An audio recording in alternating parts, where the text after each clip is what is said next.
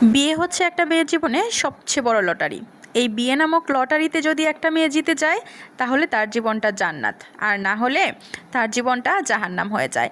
কারণ বিয়ের আগে বাবার ঘরে সব মেয়েই তো সুখে থাকে, সব মেয়ে শান্তিতে থাকে, সব মেয়ে বাবার রাজকন্যা থাকে। কিন্তু বিয়ের পরে রাজরানী কয়জন হতে পারে? রাজরানী হতে গেলে ভাগ্য লাগে। ওই যে একটা কথা আছে না, রূপবতী হেরে যায় গুণবতীর কাছে, আর গুণবতী হেরে যায় ভাগ্যবতীর কাছে। আসসালামু আলাইকুম এভরিওয়ান, কেমন আছেন সবাই? আলহামদুলিল্লাহ, আমি অনেক ভালো আছি। সকাল সকাল মেয়েকে পরোটা আর অমলেট করে দিলাম। মেয়ের পেটটা যদি ভরা থাকে তাহলে আমার শান্তি। মা হওয়ার পর সবচেয়ে কঠিন কাজ সেটা হচ্ছে বাচ্চাদেরকে খাওয়ানো। আমি জানি প্রত্যেকটা মাই হচ্ছে বোরিং ফিল করে। বোরিং কেন ফিল করে? এই যে বাচ্চা খেতে চায় না, এই জন্য বোরিং ফিল করে। কারণ দেখবেন এই যে খাবার মুখে নিয়ে বসে আছে, ঘন্টার পর ঘন্টা চলে যাচ্ছে, একবারও মুখ নাড়ায় না। এই নাড়াও না কেন বলতে বলতে হয়রান হয়ে যায় প্রত্যেকটা মা, তারপরও নাড়ায় না। এই জন্যই হচ্ছে সবচেয়ে বোরিং লাগে। আর আমার তো কান্না চলে আসে মেয়ের খাবারের সময় হলে।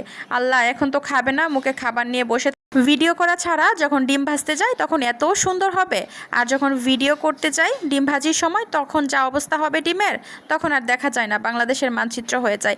এই দুঃখের কথা কাকে বলি? এই দুঃখের কথা বললে কেউ বিশ্বাস করবে না।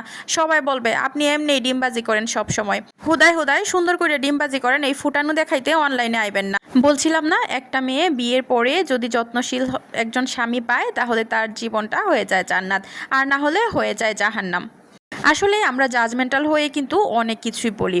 এই যে অনেক সময় আমরা জাজ করি যে মেয়েটা সুন্দর মানেই তার জীবনটা অনেক সুন্দর হবে, আর একটা মেয়ে কালো মানেই তার জীবনটা হচ্ছে অন্ধকারচ্ছন্ন হয়ে যাবে।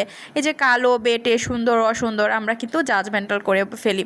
কিন্তু এই যে একটা কথা আছে না, যে রূপবতী হেরে যায় গুণবতীর কাছে, আর গুণবতী হেরে যায় ভাগ্যবতীর কাছে। আপনি কালো হন বা সুন্দর হন, আপনি বেটে হন বা আপনি লম্বা হন, এসবে কিচ্ছু আসে যায় না। সবচেয়ে বড় কথা হচ্ছে আপনার ভাগ্যটা ভালো কিনা।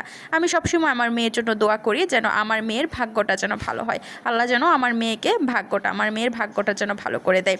গিয়েছিলাম কেএফসিতে যাওয়ার পরে ওই যে ফ্রেঞ্চ ফ্রাই দেখতে পাচ্ছেন, এটা কিন্তু আমরা রেগুলার যাওয়ার কারণে আমার মেয়েকে ফ্রি দেয়। কেএফসিতে রেগুলারই যাওয়া হয়, আগে সবচেয়ে বেশি যাওয়া হতো আমি আর হুমাশার আব্বু যখন একা একা ছিলাম। তারপরে হুমাশা যখন হলো তারপরে অনেকটা কমে গেছে, এখন মেহমেদ হওয়ার পরে আরও কমে গেছে। কারণ হচ্ছে দুই বাচ্চা নিয়ে আসলে বাহিরে যেয়ে কোথাও খাওয়া দাওয়া করা অনেকটা বেশি টাফ হয়ে যায় আমাদের দুজনের জন্য।